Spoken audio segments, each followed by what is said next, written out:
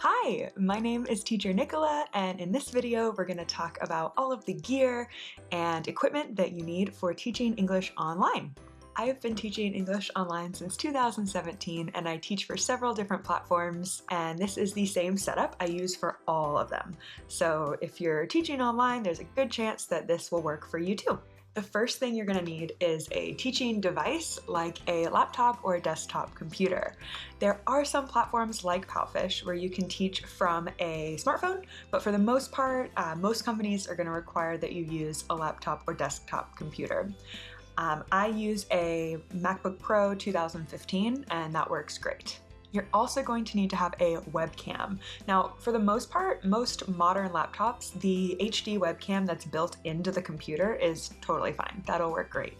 However, if your computer does not have a webcam built in, or if you're using an older device, you might want to grab a separate webcam that clips onto your computer for online teaching. The next thing you'll need is a reliable internet connection. So you can teach using Wi-Fi, but it's really helpful if you have the option to use an Ethernet cable and connect to your router directly. This will just give you a more stable connection while you're teaching. And I have this adapter piece on mine because I'm using a MacBook and they don't have the Ethernet port on the MacBooks anymore. So if you have a MacBook Pro and you want to use an Ethernet cord, you're going to need this adapter piece as well. Again, you can teach on Wi-Fi. I teach on Wi-Fi often, but when I have the option to plug into the router, I love to do that too.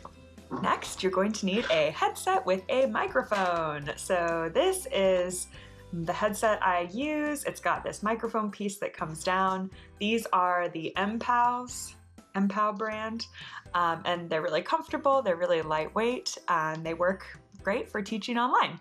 They actually have a audio jack and they also come with a USB jack. So if you're using a computer that doesn't have this type of audio, there's a USB connection as well.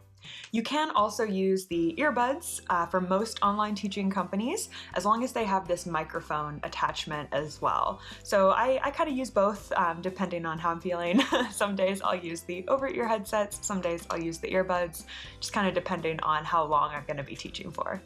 It's also really important when you're teaching to have good lighting on your face. So for my setup right now, I have a desk lamp that's just off to the side here, and it has a light colored shade on it, and this is really nice for making sure the light doesn't have a color tint to it.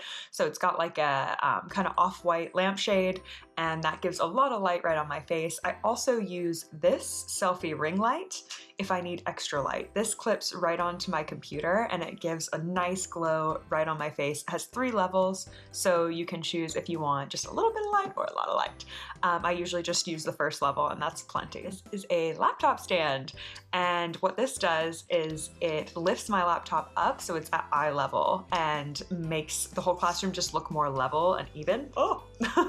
So before I would make these like really elaborate piles of books and pizza boxes and all kinds of stuff to get my laptop sitting up at eye level so I wasn't like slumping over it, and now I can do that really easily with this. This one is the Roost laptop stand. It folds down really tiny, so it's really convenient if you're on the go. And it also has 3 different levels of height you can adjust it to. I also use these blue light blocking glasses. So these are prescription glasses, and I chose the option to get the blue light blocking lens in them. And this was because my eyes were just getting really tired after looking at the screen all day for teaching and then for other stuff on the computer. So I got these from Zenni, and they were not very expensive and they've helped a lot, just making sure that I'm not getting that much blue light from being on the computer all day. Another thing you're definitely going to want to have in your online classroom is a dry erase board. Teachers use these all the time. I use these to write down vocabulary words, to play games with the student if we finish early, all kinds of stuff here. Really helpful if you're spelling complicated words or you want your student to practice reading. Having it written out and being able to show them really helps. Another thing that's great to have when you're teaching online is a background. This is a requirement for most online teaching companies. They want you to have some kind of background set up, and this just gives your classroom a more polished look, and it can be really fun. You can express your creativity. So I use a world map.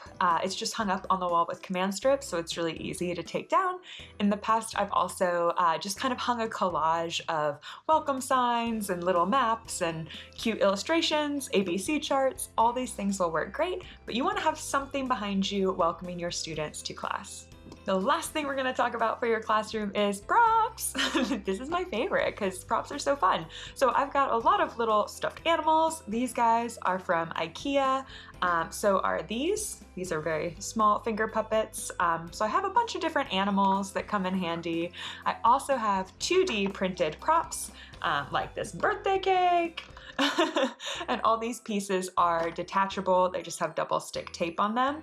So you can use them as a reward system or as an activity during your class. And these are actually available in my Etsy shop, so I'll have a link below the video for that.